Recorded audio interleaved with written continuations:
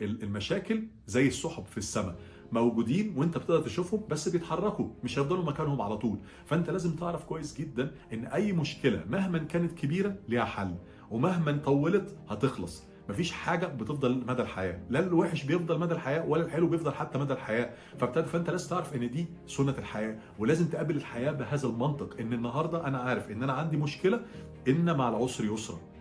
يوما ما في توقيت ما لما ربنا يأذن هيحصل ان اليسر هيجي، هتعدي المشكله دي. وهتلاقي لو انت فكرت معايا شويه في الماضي هتلاقي ان عدت عليك مشاكل كتير، وفي حاجات كتيره من المشاكل دي، او في اجزاء كتيره من المشاكل دي كنت تقف انت قدامهم وتقول مثلا ايه ده انا حياتي هتنتهي، انا مش هينفع اطلع من المشكله دي حي، ده ازمه كبيره، وتلاقي نفسك لسه عايش وموجود وعدت عليك عادي، وديك قاعد بتتفرج على الفيديو ده. صح ولا انا مش مظبوط في الحته دي؟